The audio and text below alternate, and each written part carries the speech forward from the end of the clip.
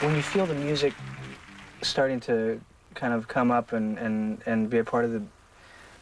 How does it come to you? How does it start? Does it start with you guys? You have something, an inkling? No, we just got together and we just close our eyes and plug in and just sort of, you know, commune. That's how most bands do it anyway. I guess most bands is one or two people who come in with kind of some idea, fully formed songs and stuff like that. Yeah. No, we work in a way where we just sort of let the music. It's even stranger these days because now we work in the studio, and there's a tape deck there all the time. So so these things that become songs, they form even sooner than a band rehearsing in a rehearsal studio and then taking it to the studio. Yeah, we'll like play on a theme or an idea for 2 or 3 days and just record 2 hours worth of stuff, and then we'll listen to it and cut a song up out of it, and then have to go back and figure out how to sort of play it as a structure once we've already sort of put it on tape and sliced it and diced it a little bit. It always comes out of an improvisation, though. Yeah. Usually these days, it's the way a lot of our best stuff works. I mean, sometimes Thurston or anyone will bring in a riff to start on, you know, but... something they've been hearing in their head or whatever that just won't let go. Yeah. Thurston's been listening to a lot of 70s AM radio lately. Classic rock. Lately? Since the 70s, yeah. See, we have to kind of lifeblood, baby. Come guest DJ one morning and play some of the 70s. Play some 70s. Absolutely. He only remembers like 2 or 3 lyrics though from each song. Like what? Just enough to like have a catchy riff that kind of drives you nuts. Love grows where my rosemary goes. Put your hand in the hand of the man. Ride, Captain, ride upon your mystery ship. We have all this new material. Right now, most of it's sort of instrumental, extrapolated 10-minute compositions.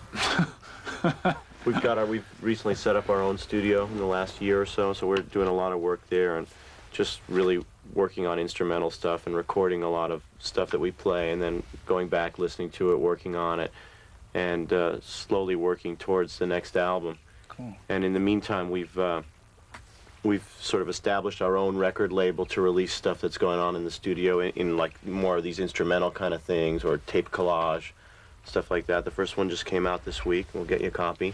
So actually, there's one in the mail to you. Is there? Okay. And so a lot of the stuff we're playing right now comes out of these jams. I mean, some of them eventually will go on the next album and they'll be slightly more proper songs with lyrics, but right now there are a lot of these, you know, as Thurston said, instrumental compositions. I mean, we just sort of recently came into all this music.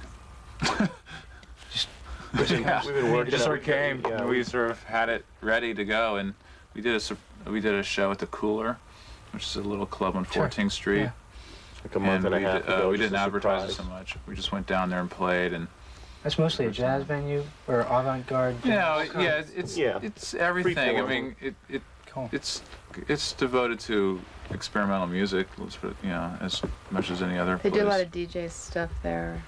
It's very pro DJ culture. But more like underground stuff. Great. You need places like that in New York right now because there's something brewing here that's not quite, come to fruition. It's not ripened yet, but you can feel something swirling and building. I get that. But it's always like that in New York. New York is always sort of in this kind of flux kind of thing with music, I find. I mean, sometimes you'll get like, one movement or genre that's really just sort of rises up, like punk rock or... But there's so much music here constantly that...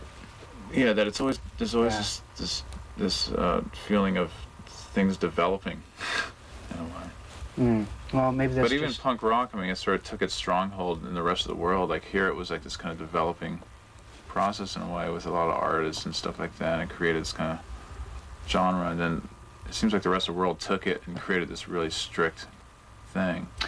Whereas New York sort of went forward, and you had no wave, and you had other kinds of stuff, and you had this much more sort of multicultural kind of. Do you think that's part of the cycle that New York sort of helps get the broth going, and then when it starts to become, I don't know if this analogy works, but the soup, maybe people get bored with it and they're on to something else, and somebody else goes, hey, that was pretty good, and it sort of moves I think this is a really good correlation between food and music. I've really been into that lately. What can we say about what you're going to document today? What are you heading into the studios? What sort of mindset are you heading in with? Total destruction. Beautiful destruction.